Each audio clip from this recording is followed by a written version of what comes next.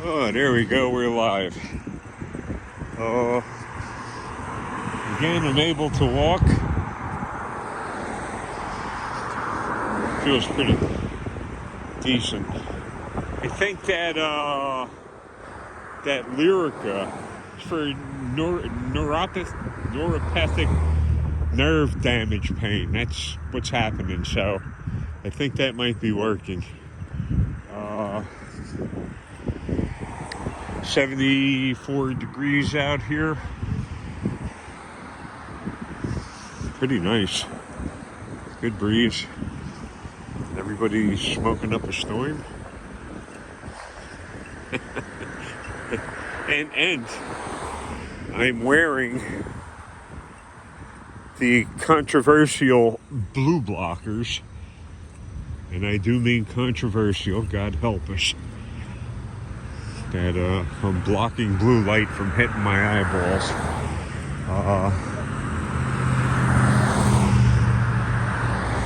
Gonna go out and see if I can't grab a snack. I was just cruising through some of the stuff on Amazon, and again here I'm gonna go. This is the property that I lease. This is part of the lawn over here. Nice little shady place. This is cool. This is pretty darn cool over here. I didn't want to be out.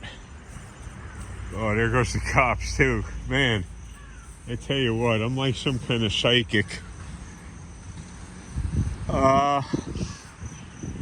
Some of the pocket knives that I like a lot are on sale. They're like 50% off.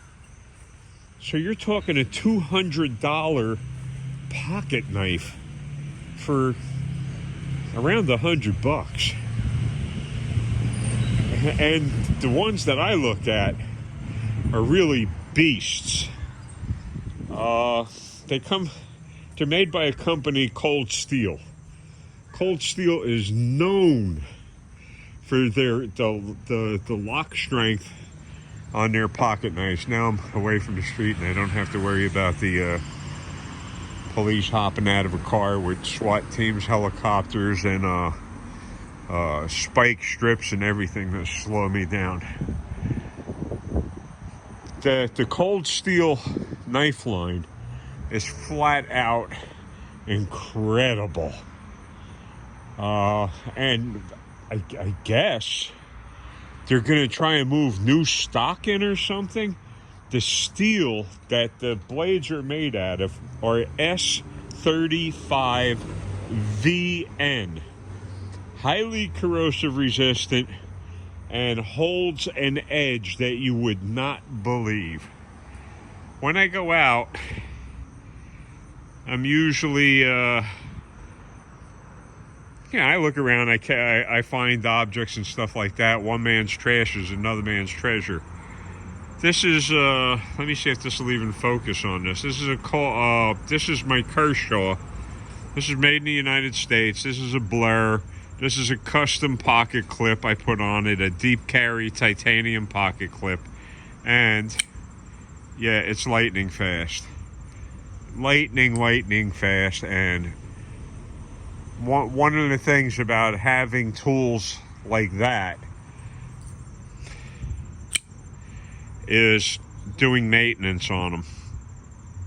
And this one has washers in here instead of bearings. Now, I have knives with bearings in them. They're just nice fidget toys, and they're, if you need them, they're there. However, the real work knives that I have are all washers.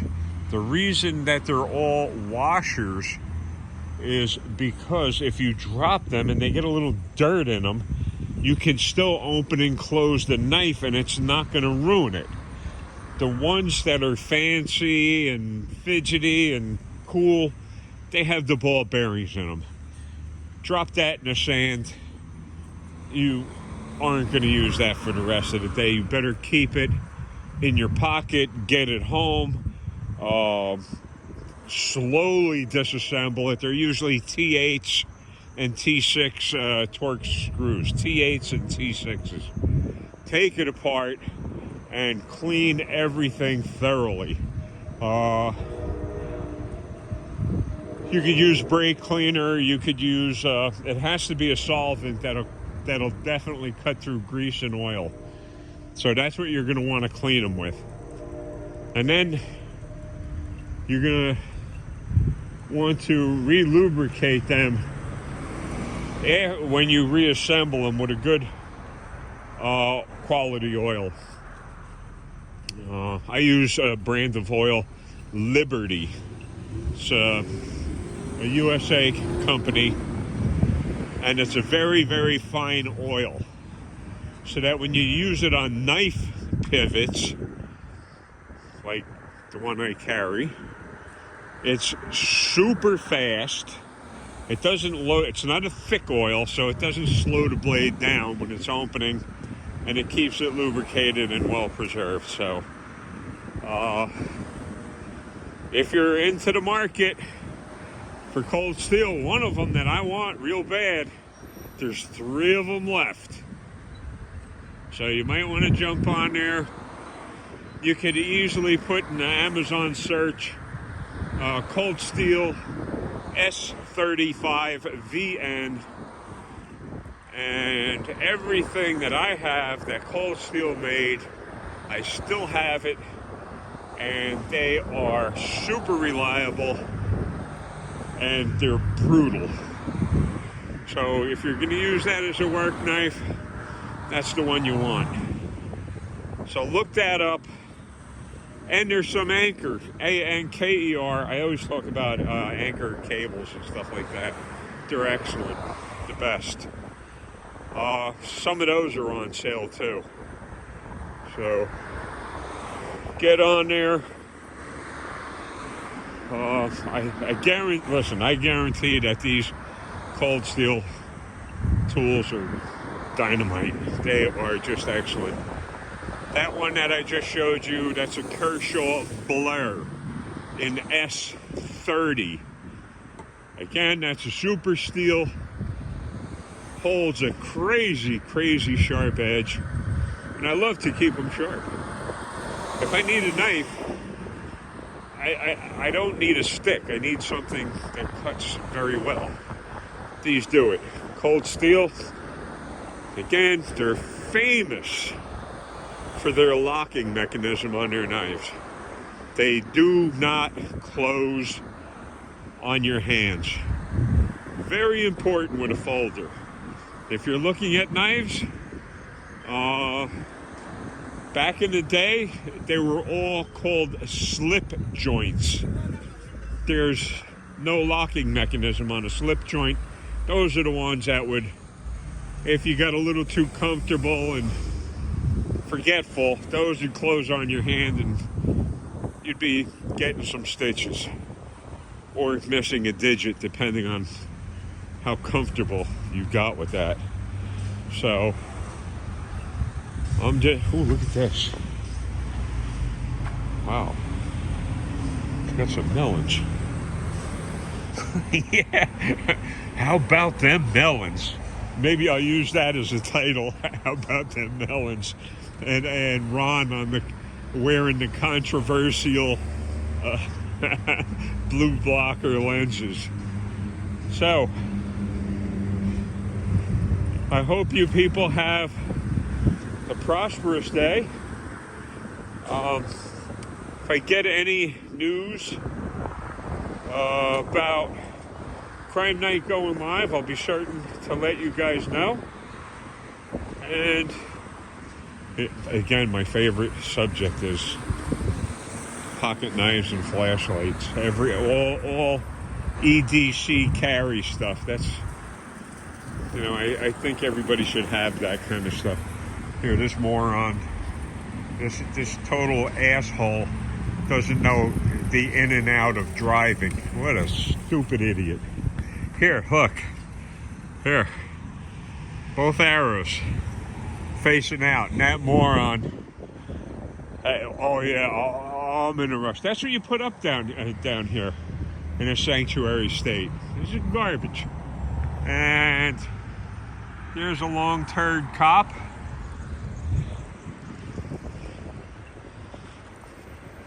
Crazy. Anyway, if you guys are in the market for some cutting tools, I think now, look, just from what I've just seen, now's the time to jump on Amazon and search that Cold Steel S35VN. You're going to come away with a pocket knife. When I bought mine, I certainly didn't pay them prices. When I bought my stuff, I pretty much paid full price for them. To see these at 50% off is amazing. And here's another tip. I don't like, for myself, blade shape, or loud trucks, a blade shape called Tanto. It's an Asian type of tip. You would see that on some of the swords, Tanto things. The problem I have with Tanto tips, the Tanto blade itself, is sharpening. You're actually sharpening two different edges. You're sharpening the front of the knife, and then you switch to sharpening the belly of the blade itself. And it's a little more tricky than sharpening clip points and drop points and sheep foots and stuff like that. The ones I use are very easy. The one that you just saw, that blur, that's called a recurve.